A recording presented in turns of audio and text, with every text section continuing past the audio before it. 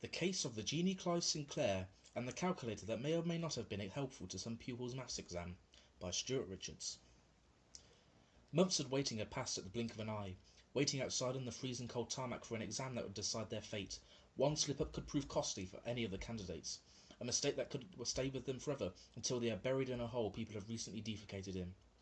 No more so than William, who was tenser than all the grey solitary figures that stood around him. His results were the hypothetical boundary between him and the goal of Oxford University. Not those white sticks in the field, but the orgasmic teaching pleasures that lay within. Entering slowly and creeping towards his seat, the only sounds being the clumping of footsteps on the polished gym floor and the loud cackle of the invigilators, who may have been laughing at the child of the National Health glasses. As the paper is slapped down with force into his table by the hunchback female invigilator, a sense of confidence finally rains down in his mind. Largely successful in lessons, and never one to fail a simple exam, William sunk into his seat with a long sigh of relief. Shh! Rang around the room as the papers had all been given out. The time was now, and people's lives were about to change. As usual, William flew through the first set of questions with no bother at all. Was it too good to be true? Could getting into a top university be this easy? However, as he turned to the third page, the wheels fell off. Beside the tits were very tough maths equations. They definitely required a calculator, even for William. The wheels were screwed back on, then the hand was raised for a calculator. The invigilators looked at each other with a sense of "you do it" within the glaring looks. One had to draw the short straw, and finally the short trudge towards William's table was completed. "Can I borrow a calculator, please?" "What do you need that for?" snapped the already fed-up invigilator. "For these maths questions, and it says on the front of the paper that a calculator is allowed." Begrudgingly, the invigilator stomped to a large bucket full of calculators, and like a single prize lucky dip, she brought out a calculator. It was a sight to behold, and it looked like it had not been used for over 20 years, but the invigilator went back to its position. William held the calculator in his palm. He turned it over and noticed it still had the address for the old name of the school. This had really been used for 20 years. William was back in action, and motoring through the maths. 7 plus 6 plus 3 plus 9, then the square root, then the percentage button.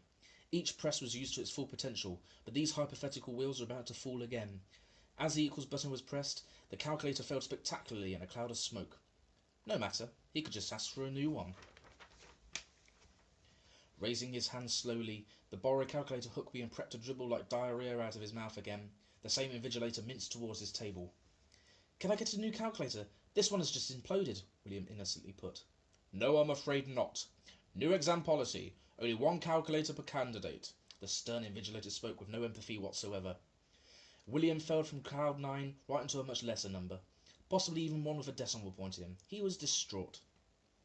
He could see the Oxford place drifting much further into the distance. He would do anything to get a calculator, even going as far as breaking examination rules. As the invigilators were otherwise engaged, he escaped through the rear exit into the school car park. With his head in his hands, he ran towards the nearby trees. From an innocuous exam to a great adventure, William was about to have a day he would not forget. Many hours had passed. William sat upon a tree stump and began to contemplate having to go to a much poorer university. It was too much for him to bear. Then in the distance he noticed something glinting within the mud. William was bemused. He began to hoist himself up from the stump, then make his way towards the shiny object. What was it? William was about to make a shock discovery. William yanked at the object before it came away freely from the soft mud. It was finally in William's hands. He could finally work out what it was, and in a sudden twist of irony, it was a calculator. But not any old calculator. It was the Sinclair Executive Calculator. William became confused. He brushed it free of excess dirt and began to analyse it closer, prodding every single button. It turned on. William thought it was too good to be true. He even pressed the equals button just to be sure, and it worked. William ran back to the exam hall with his new find in his hands, with anticipation that this would be the calculator-shaped key that would get him through the gates of Oxford. But how was he going to get into the hall without being noticed? He began to plan meticulously for such a daring execution. Whilst he did so, he subconsciously rubbed the back of the slightly mud-spattered calculator with the cuff of his blazer. Then, poof! Out popped a smartly turned-out bearded genie from the screen of the calculator. William dropped the calculator in surprise. "Hey, watch what you're doing!" shouted the genie. "What? How? Who are you?" William replied with a sense of bewilderment. "Well, to answer your first question, I am a genie. Read books once in a while. Secondly, it's 2013 and anything could possibly happen. And finally, I am Sir Clive Sinclair, British inventor genius," Sir Clive proclaimed with a sense of patriotism to himself. "Never heard of him. I mean you, sorry, William snappily replied. What? You've never heard of the ZX Spectrum? No. The Sinclair C5? No. You see, that's the problem with kids nowadays. Don't know any history and drop value items like that calculator, Clive quipped with anger. Well, I'm sorry. The only old technological item I can really remember are the old Acorn computers in my school. Ah, do you remember those? They were great. You're taking the proverbial now, aren't you? Shouted Sir Clive. An awkward silence reigned between them before Sir Clive broke the ice with some genie terms and conditions. Right, basically, I am a genie, but not from the mystic land as they so typically are. And as the cliche goes, I have to grant you 3 wishes. However, as you've already annoyed me, I have to deduct 2 wishes, under the law of genealogy. William was obviously disappointed with this revelation, but he had only one wish in his mind, and this was his chance to get it granted. So what would your wish be? Sir Clive impatiently said. Well, I just ran away from an exam, so I wish I could be back in the exam like this confrontation had never happened, William told Sir Clive as he looked towards the hall. Well, so be it, and just so you have an advantage, keep the calculator. It will get you through the exam, no problem, unless it's an English exam. In no time at all, William was back into his seat in the examination hall.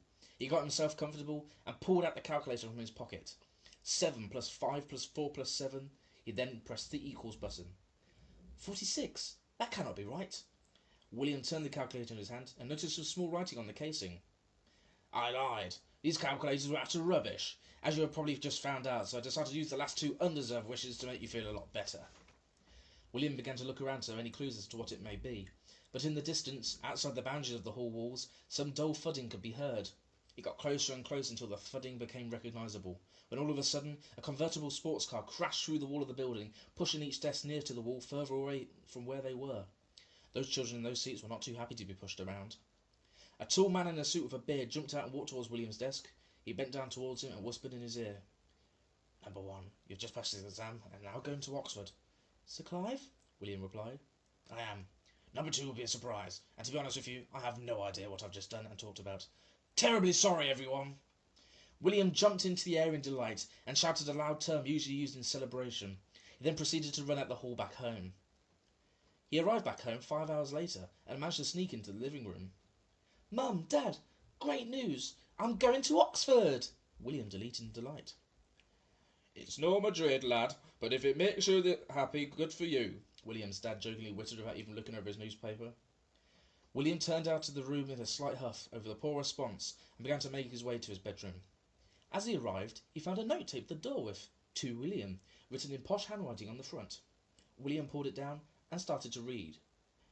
"I hope wish number 1 was to your liking, but wish number 2 is also surprising. Sincerely, Clive Sinclair. Sir Clive Sinclair." William thought it was a rubbish riddle, scrunched up the paper and threw it over his shoulder like it was some spilled salt. As he entered his room and looked up, all he could do was swear. His room had been cluttered with useless obsolete Sinclair technology. Another note was found on top of a pile of boxes carrying loads of defective calculators. It read, "You ever say Acorn computers are good again, I will find you and ruin your Oxford experience." William tore the note in half and thought, there is no danger of that. He was right. Acorns were never good.